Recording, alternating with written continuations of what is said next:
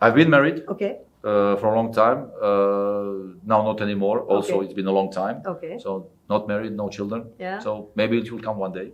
Yeah. You want to look in Kerala and have a family here? My dream was to become a football player. Watching our local club playing in the highest division for me as a young boy was, as a ball boy who was catching the ball behind the goals. My dream was to become one of the players who is on the pitch. And I saw her, she was crying because she was worried. And I was like, you know what, you can do whatever you like. We qualified. I don't care. She was more worried. It's a mother's feeling. Yeah. Of course, she beat me. That's what I was. Yeah. How many did you get? I remember you telling me, telling in the TEDx talk that you were born in a country which is no more. Yeah, exactly. Right? And that was a very strong statement for all of us in that room. Yeah. And then, of course, you're playing in the fields where there was nothing around you, and then your mom. Yeah. You're going and sneaking to a football match without your mom's Yeah, knowledge, yeah. and you got beaten up. Yeah, exactly. Coming from a very poor background, growing up in poverty, the country was teared up by the civil war. Then from one moment where you have a nice life and everything, like a couple of days later, there is nothing. And it's like fighting for survival, And then as a boy, when you get a chance, understanding, okay, this is something that I can provide better life for my family, and you have one chance, and then you want to accept being disciplined, being correct, being concentrated the moment you spend with your team, with your club, with your coaches, because they are educating you in many different directions. Yeah. You see that the concurrence is huge, and if you don't respect those things, one day you can be there, the other day you are not there anymore. Yeah. And then the worst feeling that you can have as a person is regret. That one day when you look in the mirror in your bathroom, brushing your teeth and saying, you had one chance, but you blow it, And you had maybe chance to, maybe now you're looking at your friends, they are doing that. They are exploring better life, having better conditions. And you were maybe better player, but you never managed to make it. Right. Great example for me and big role model was my brother, elder brother, who was better than me, But he never made it because that part of character and everything that you have to hold on to it, for him it was kind of difficult and he abandoned. Yeah. So for me, the example of following certain things, saying maybe I'm not the best in the world, but I have certain qualities that I can make it help and I can make it helping my family to have a better life. Yeah. I want to do it. And on top of that, you're doing something that you love. Yeah. So exactly. even more awesome, Exactly. Many of us, you have family members, friends, neighbors, they're going in the morning, waking up, doing certain things that they don't like, but they have to do it. It's a job, providing for a family. Right. In this case, playing football. Actually, you are living their dream.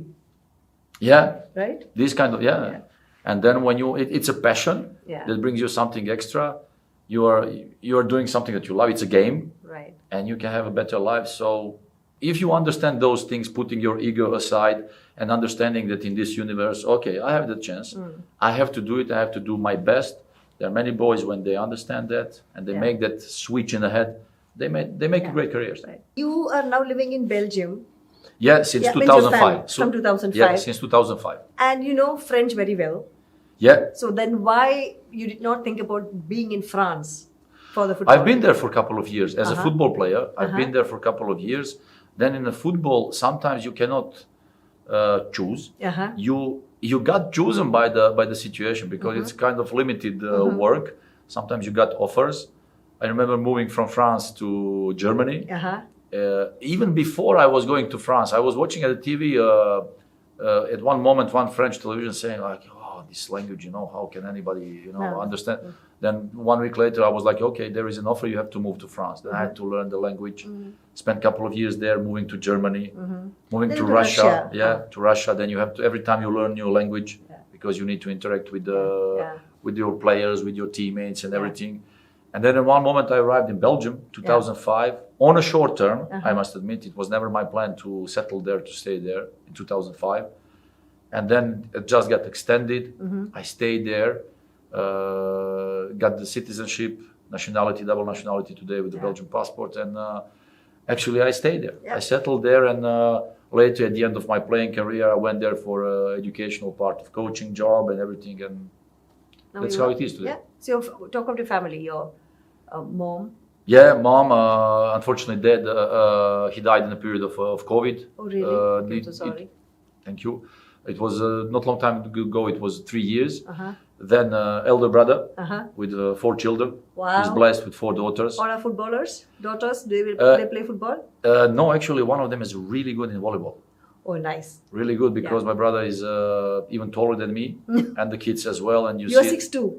yeah. Ah. And then one of them is really good. Actually, the youngest one. Okay. She's tall. She's good. Nice. And I'm really glad to see that she's doing good in the sport.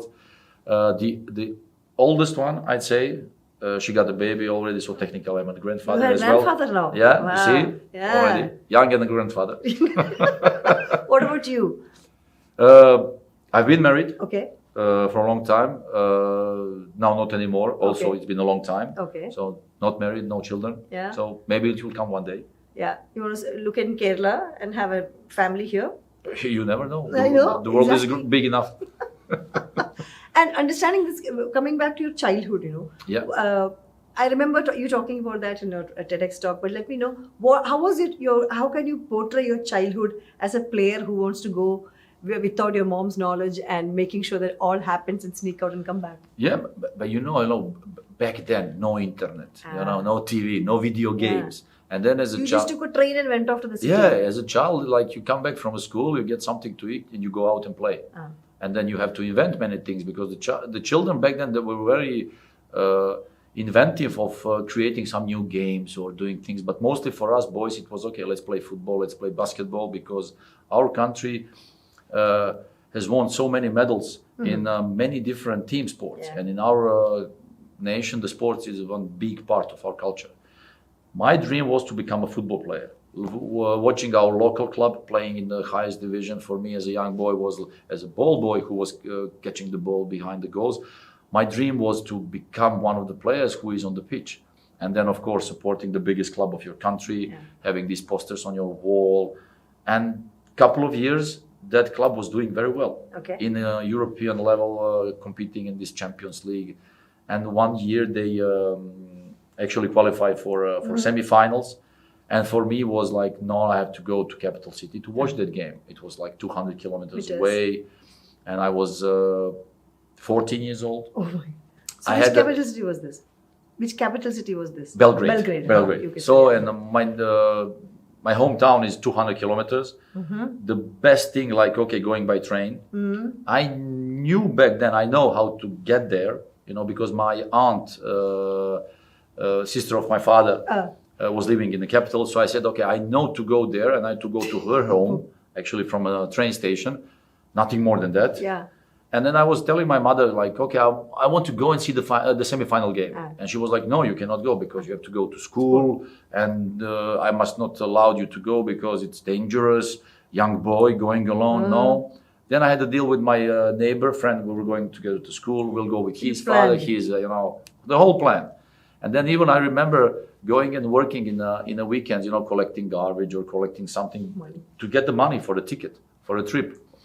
And actually she was hard on our boys, the divorced parents, we were growing up with our mother. So she had to take care that me and my brother, we don't get in some illegal activities with other boys and all these things. It was difficult for her. And she was really hard, like, no, you must not go, you must stay at home, no chance. Then I had the plan in my head, like, okay, I will get the money. Even I asked my brother, he was like, no, I cannot lend you, no. And then the day of the game, I prepared my things like I'm going to school. All my books, everything, my backpack. And I remember running, like, going out of home, like, these first 50 meters that she can see me going to school, and then around the corner running to the train station to catch the train early morning, excited being in the train. Arriving in capital after, let's say, 3.5 hours. Arriving there in the big train station for the first time alone. How the hell I'm going to manage now? It was morning time, maybe 11 o'clock. Game was at evening, 8. So I remember arriving at aunt's home. She was in work. Then I was sitting in front of the building for a couple of hours waiting for her. When she saw me, she was petrified. Like, what the hell happened? Yeah. And then I explained her, she's like, knowing your mother, she's gonna beat you. And I remember calling my mother on the phone. She was really angry with me. And I said, look, I'm going to the game. Even I had to go to the stadium, buy the ticket. I met with my friend there with his father. Because like that, we were driving back home after the game. One of the best games I've seen in my life. Our team qualified for the finals. We were so happy. I remember even getting on the pitch, getting the small part of grass, as a memory. Of course, getting back home early in the morning, 4 or 5. She was waiting at home. When I saw her, she was crying because she was worried. And I was like, you know what, you can do whatever you like. We qualified. I don't care. She was more worried. It's a mother's feeling. Yeah. Of course, she beat me. That's what it was. Yeah. How many did you get? Oh, she beat me. Actually, she beat me. I think the whole neighborhood heard that. She beat me. But actually, after that, like, it's my dream. Yeah. It's my dream to play in that club, to play for that club. And I'd say a couple of years later, when I started playing professionally, again, my dream was to get there. Yeah. And I played. I played there for 2 years. 2 years. I reached that level, and I said, okay, that's my dream come true. At that kind of emotion, playing for your team. So you always pursued your dream, and you are now following, Kerala Blasters' dream to be in the top. Any regrets as of now? As a coach? Yeah. No.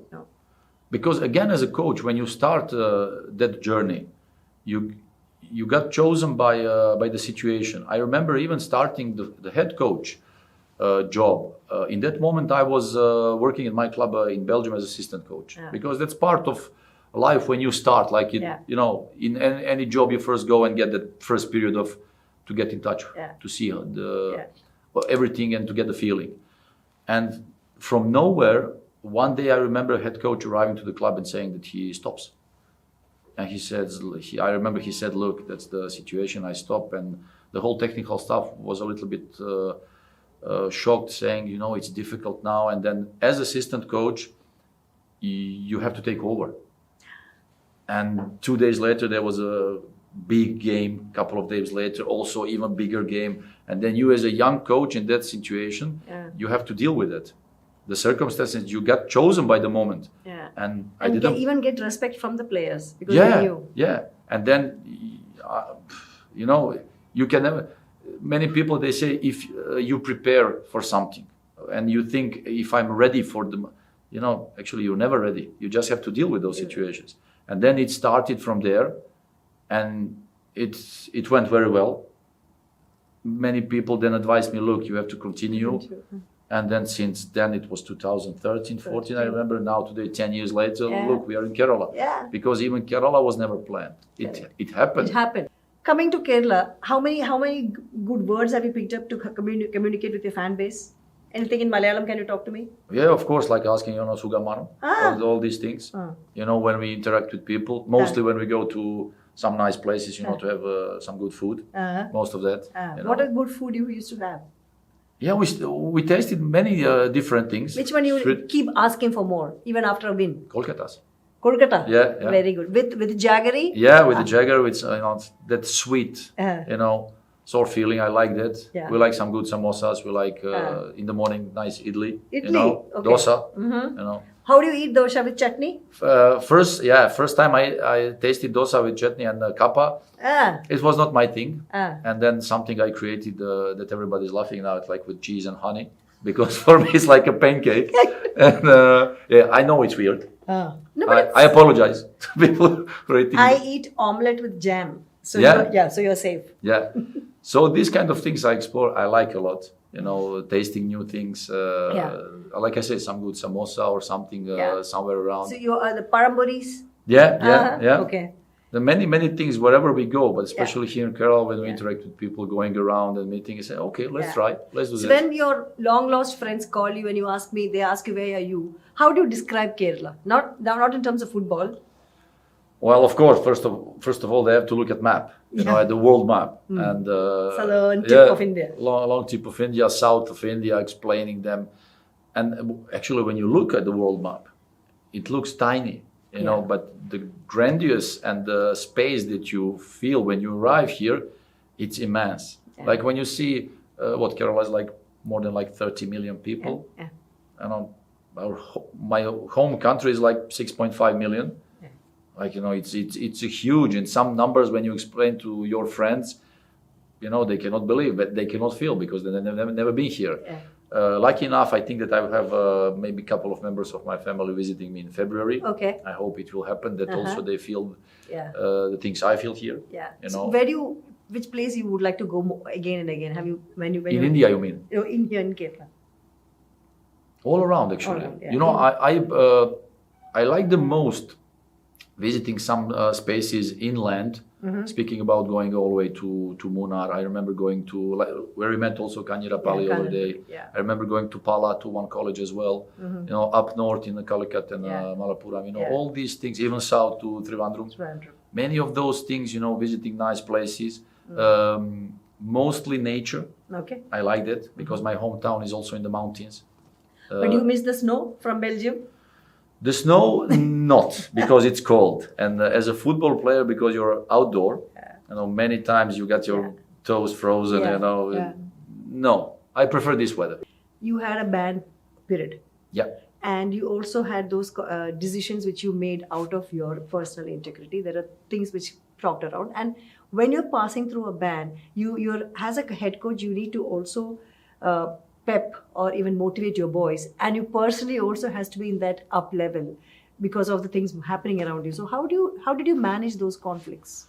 I must admit, before we started this season, we knew that there will be more games of suspension, that I will not be there with the boys during the games, and I was thinking how to create the feeling and the environment that they don't miss me in those moments. So during our training process, training sessions, and days before the game, I was always trying to create the energy that I'll be there. Yeah. These kind of things. That it's not a big deal. It's not important. Okay, and actually it created the feeling in players of. How we say it, being independent of a coach. And speaking of also the fact that when you're playing in our stadium, even as a coach there, sometimes if you want to, shout and call them, they cannot hear you because the noise is, such huge that then creating that feeling that there's nothing wrong, don't worry, I'm with you guys, okay, maybe I'm not there, but we're going to go through it. Very nice. Then they did it well, 4 games. They made you proud? They made me proud. Actually, first 2 games they won. After that second game when they won, I said, you know what? Now I see you're doing better without me. So maybe I should stay at home. So then it created kind of good an energy that, we can do it all together. Yeah. We are strong enough when we stay together as a team. Yeah. So we can beat anybody we want. How do the boys know that you have a bad day or you will get angry for certain things which did not go according to what you thought? I never show that to them. You never get angry in front of them? You can get angry, but I'm never angry in the negative way. In a training process or during training when you want to put more pressure on certain things, you can do it, but it's kind of the approach. You want them to understand the moment when they need to be more concentrated. Right. And that's the way how they learn, how they improve as a football players and as a persons. But even if I have a bad day or if I have a bad experience during the day, but when it comes to a training, I will try never to show that to them, stick to the business, stick that, there is a smile that we go through that training session, and then later on I will deal with my things. Correct. I don't know how to thank you, Ivan. It was such wonderful talking to you. A lot of memories. You took us to a place which I've not even seen, Belgrade and Yugoslavia and Serbia, it's called now, but it was an interesting conversation. You took us around, and thank you so much, and all the best. Make us again proud. Thank you very much. Thank you for inviting me. It was a pleasure. Thanks.